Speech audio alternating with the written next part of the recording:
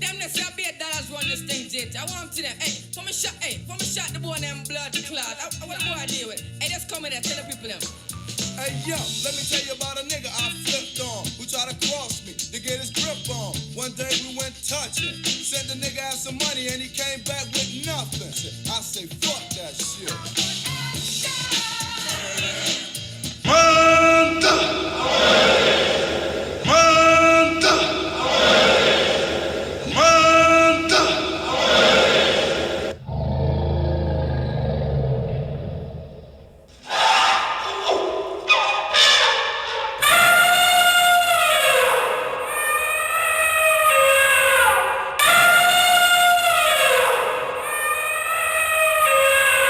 Wake your punk ass up. Warrior class, zoo, stand up. Warrior class, zoo, rise up. Warrior class, zoo, speak up. Warrior class, zoo, show up. Warrior class, zoo, smoke 'em out. Peace, blessings, and black love.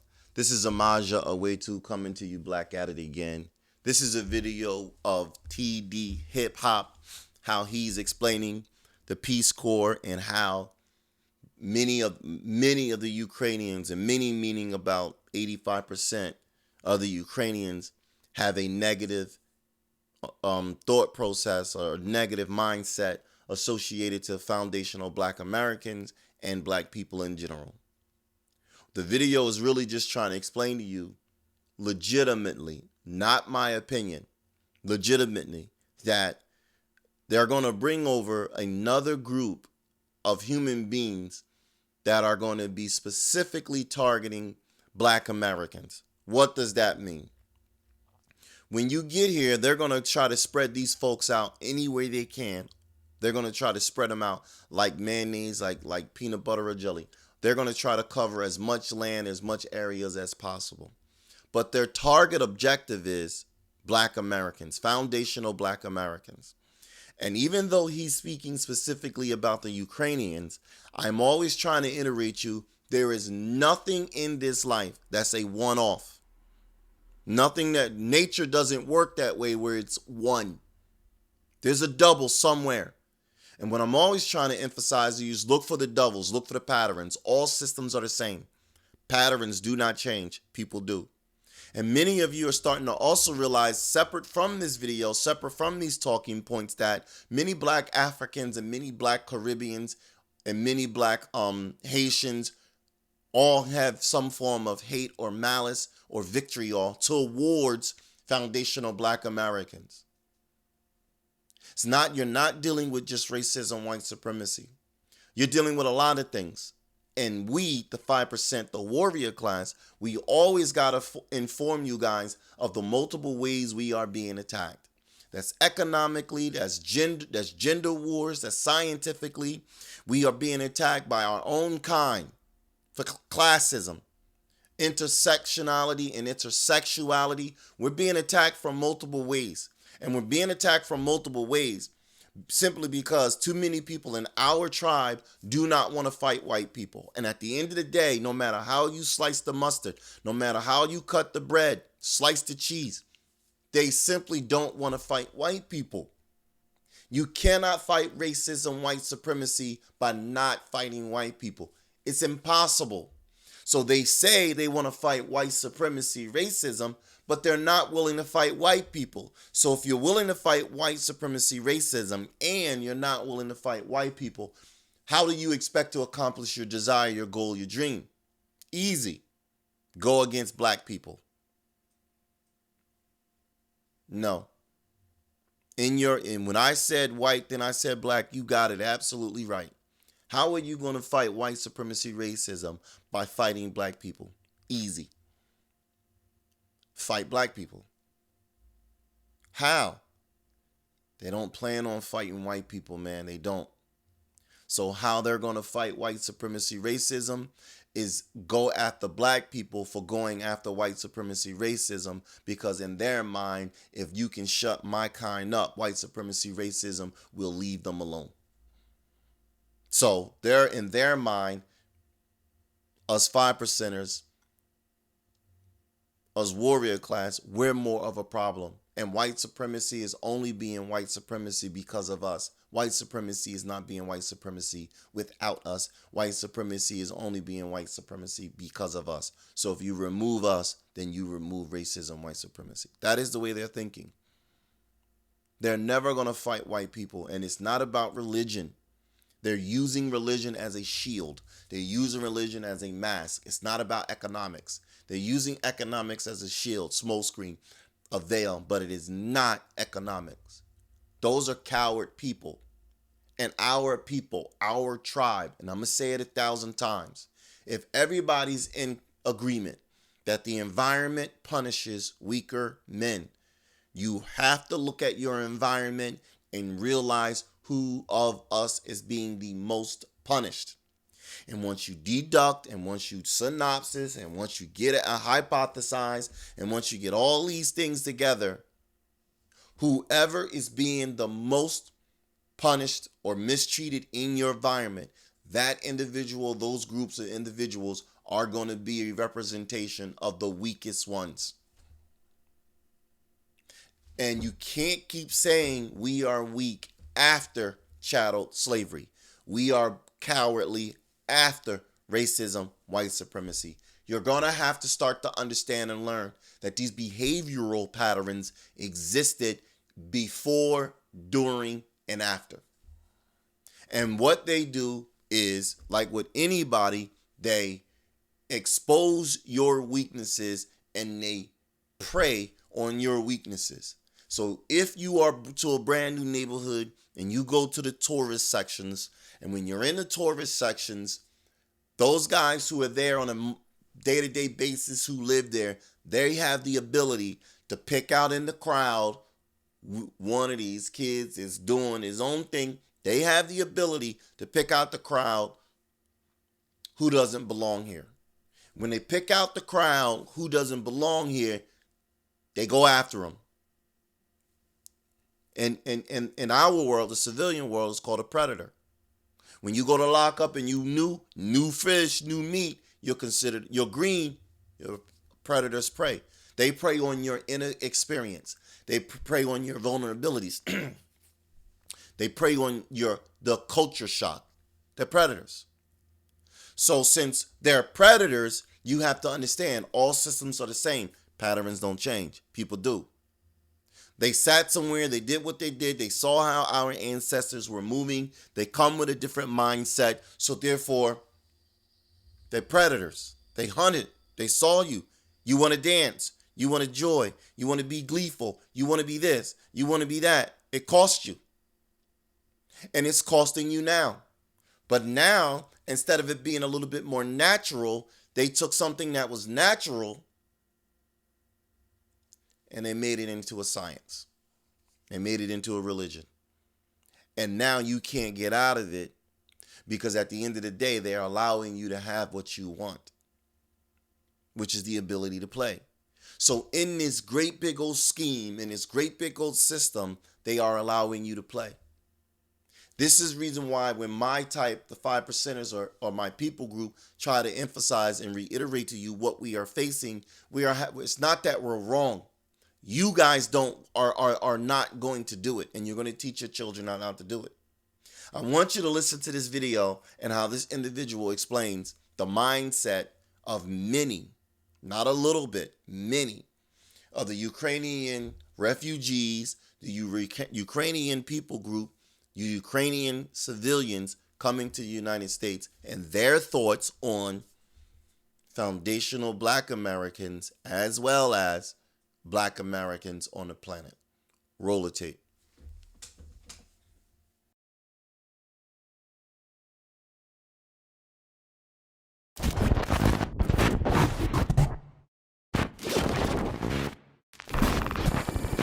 Before we get started, brothers and sisters, please make sure to hit the like button and also make sure you share this video on all your social media platforms, because this type of information right here will not gain traction on the YouTube algorithm without your help, because it flies in the face of state-sanctioned media's talking points concerning the Ukraine-Russia conflict. Now let's get into it. It has been officially confirmed now from the United States government by way of the Peace Corps that Ukraine refugees, many of them hold anti-black racist sentiments. And if you join the Peace Corps in an attempt to help Ukrainian refugees, you can expect to be called the N-word and other racial slurs. Okay, now first let's establish what the Peace Corps is. The Peace Corps is a program of the United States Department of State that trains and deploys volunteers to provide international development assistance. It was established in March 1961 by an executive order of John F. Kennedy and authorized by Congress the following September by the Peace Corps Act. Peace Corps volunteers are American citizens, typically with a college degree, who work abroad for a period of 2 years after 3 months of training. Volunteers work with governments, schools, nonprofit organizations, non-governmental organizations, and entrepreneurs in education, young development, community health, business, information technology, agriculture, and the environment. After 24 months of service, volunteers can request an extension of service. Since its inception, more than 240,000 Americans have joined the Peace Corps and served in 142 countries. Formed March 1st, 1961. Jurisdiction, United States government. Headquarters, Washington, D.C. So I just wanted to establish that this is the United States government. Now, let's go to the Peace Corps website, and don't worry, I will leave the link to this page in the description box below. Possible considerations for African Americans or Black volunteers, and it reads as such. Volunteer voices. People of color face many challenges living in the Ukraine as a Peace Corps volunteer. However, African Americans will confront far more complicated issues. For modern parts of Ukraine, African Americans are part of the community and day-to-day life. However, there are many Ukrainians who have never seen a Black person before. Their understanding of African American culture is fueled by the media and African stereotypes. You will generate lots of interest and curious stares. So these stares can make you uncomfortable and annoyed. Ukrainians' initial perception of you may be that you are from Africa. It may not.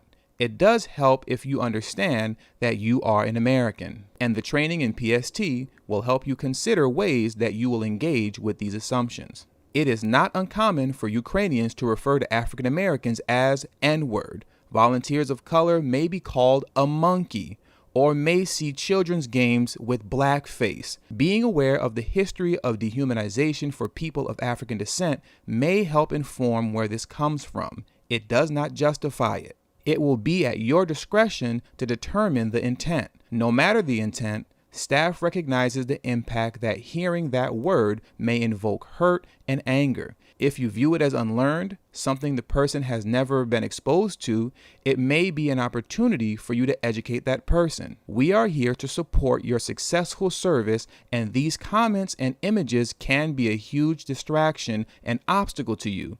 Know that the Peace Corps staff is here to support and encourage you. Do not hesitate to remove yourself from such situations. You are not expected to be subjected to such treatment. You can also find support and understand from other African American Peace Corps volunteers serving in Ukraine. Any volunteer or staff member who has experienced racism can contact any Peace Corps Ukrainian staff member. This can include the program managers, safety and security manager, director of management and operations, director of programs and training, or country director. So there you have it, brothers and sisters. This is why you've seen the kind of anti-Black racism that we've witnessed from the Ukrainian refugees since this whole altercation between Ukraine and Russia started. We've seen many videos circulating throughout the internet of not just simply the Ukrainian military preventing Black Africans from crossing the border to enter into Poland, but we've even seen videos of Ukrainian refugees who are citizens of Ukraine taking matters into their own hand to prevent Black Africans from crossing the border to enter into places like Poland and Romania. Go figure.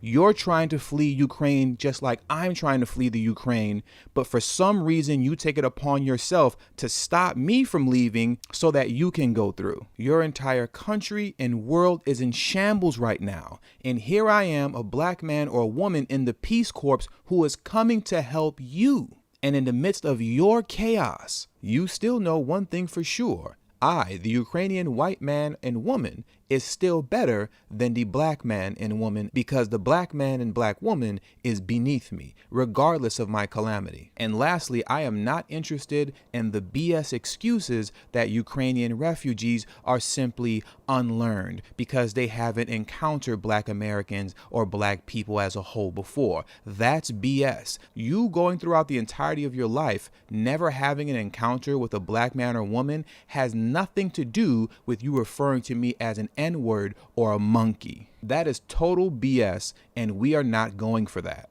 And some people may be upset that I'm exposing this right now, but you have to understand, when you now have 100,000 Ukrainian refugees getting ready to enter the United States by way of our friend Joe Biden, because remember, if you don't vote for him, you ain't black, but with 100,000 Ukrainian refugees getting ready to enter the United States, this is very important to know. And do not let anybody shame you out of expressing your concern over 100,000 refugees getting ready to enter the United States when they're holding these kind of anti-black sentiments. What am I always getting at?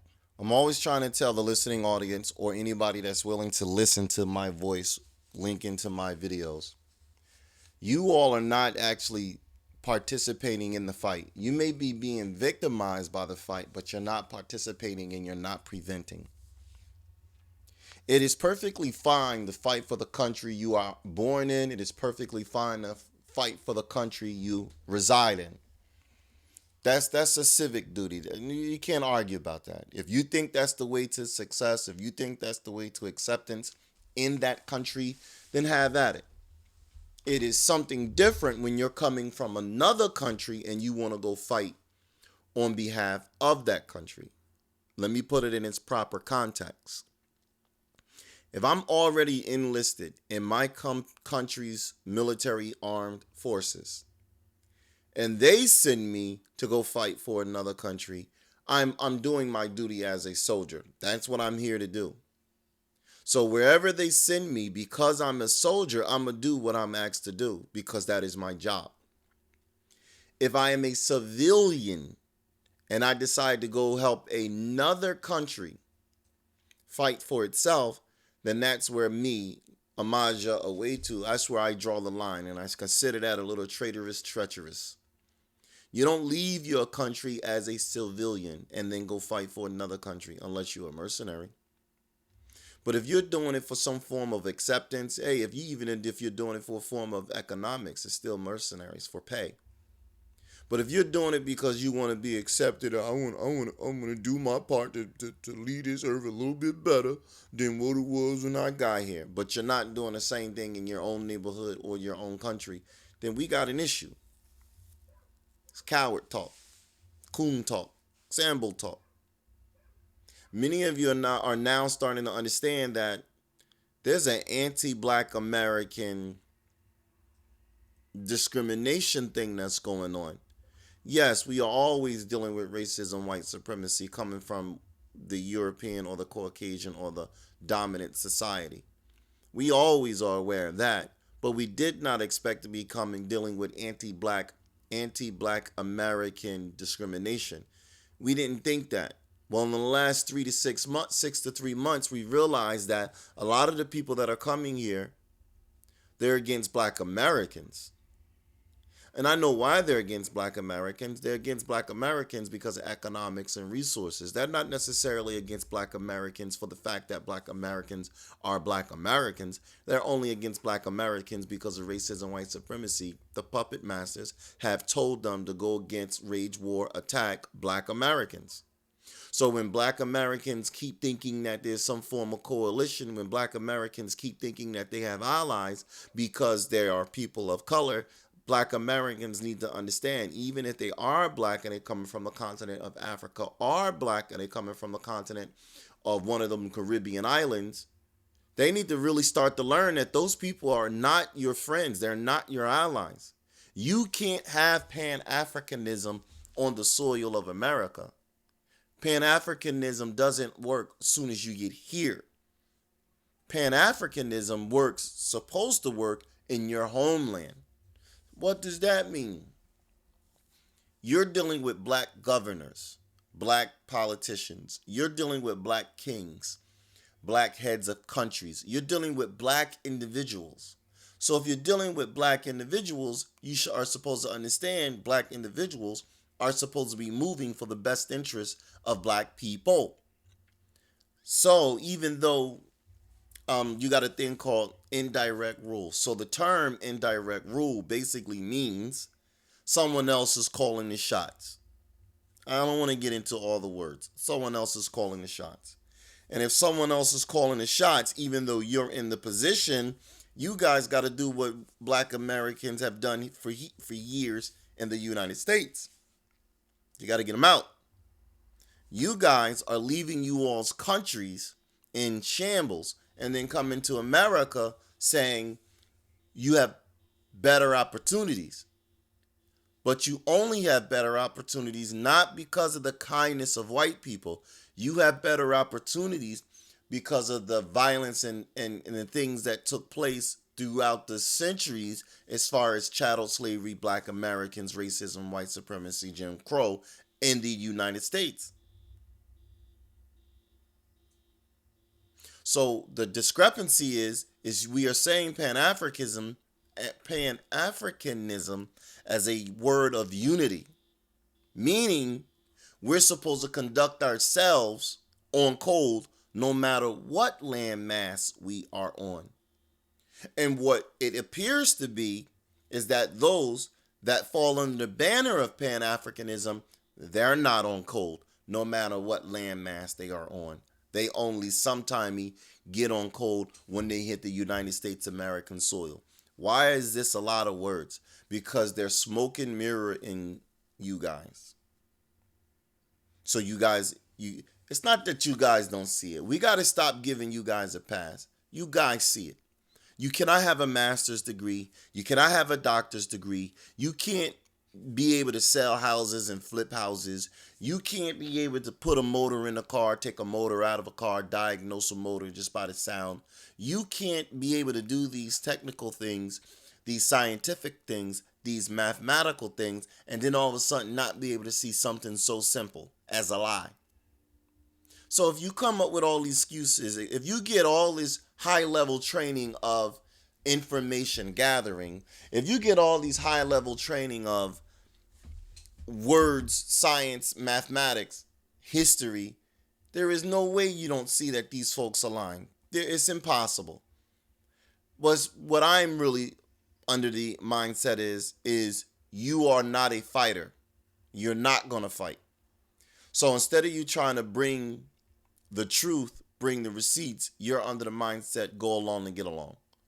You are under the mindset where you will marry a black person. You are under the mindset where you will have a bunch of black children.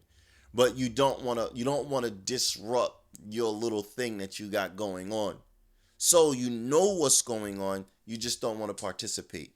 And if someone checks you, then you can say, well, I married a black man. Well, I had black babies.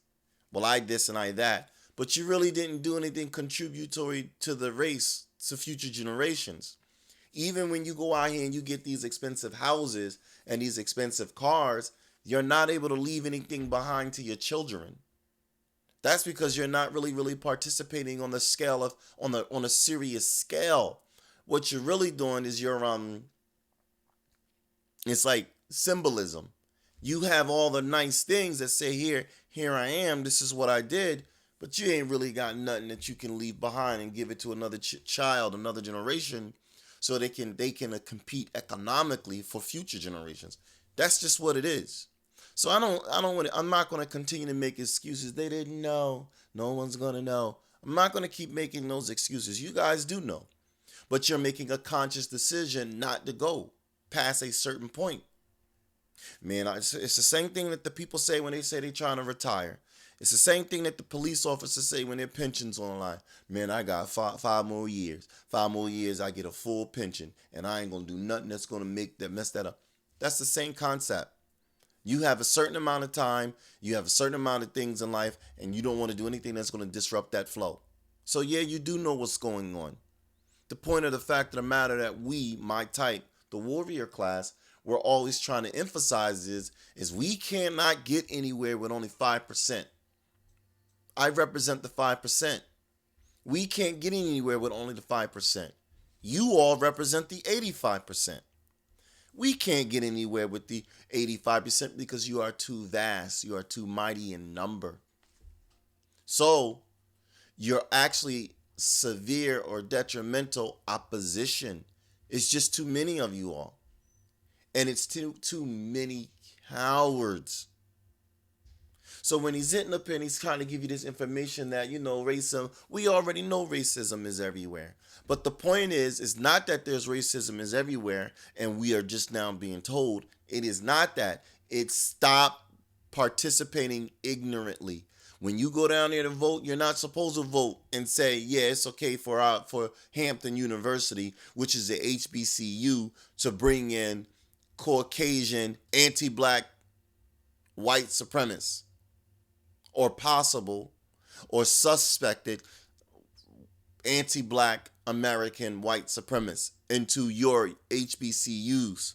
You're supposed to protest that to the point where we're going to turn this mother out. The roof is on fire. We don't need no water. Let that sucker burn. You guys aren't doing that. You're basically saying, well, it ain't my problem. My kid don't go to an HBCU. You're not looking out for future generations. You're looking out for your own best interest. And I keep explaining, that is where you're making the wrong decision. You're not supposed to only be looking out for yourself as the individual. Yes, you look out for yourself as the majority body politic, as the majority greater percentage, but you are still supposed to be able to do things in which it saves, protects, and provides for future generations. Even when you're on the airplane, the first thing you're supposed to do is save yourself.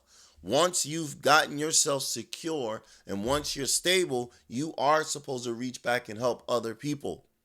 That's a natural thing. So you got the law, save yourself, then you got the natural thing. Who else can I save? And what many of you middle class, what many of you cowards, what many of you sambos, what many of you divestors, what many of you coons are doing is you're just worried about yourself. We have no business getting involved in this Ukrainian war. Now, I keep wanting to put things in context. If you want to join the services for whatever reason you want to join, the United States military service, if you want to join it for whatever reason you want to join, you have every right to join. That includes even going to another country. What I'm specifically saying is, so I don't get caught up in double talk, is if you are a civilian and you want to join the service only to go over there and help a country that is racist towards you, then that's the stupid part of it. Now, if you want to join the United States military to be able to do something for your own people, have at it. Join. If you want to be able to join the United States military, not necessarily only to protect Jamaica, Africa, and the Caribbean, but also to be able to provide stability to your children here, have at it. Have at it. If they draft you, have at it. But don't be joining for the specific purpose or the large percentage purpose of maintaining the system of racism, white supremacy. Be a chameleon. Say, I'm here for this, Sarge. Yes, your sergeant. And actually be trying to do something else. Have at it. But if you're sitting up there and you're looking at white people get killed and white people get bombed and you talking about, I want to go help them, over helping your own, when you know that once they get the help, once they get a chance to survive, once the wound heals, once things are over, they're going to kill you. They're going to plot to kill you. They're going to put a knife in your back. They're going to stop you from trying to have economics. If you know this, you don't go put yourself in a position to save them. Leave them alone. The more of them that are off the board, the merrier. They are not kind to black people. They don't like black people. It's an innate, it's almost a natural thing that stems from them from within.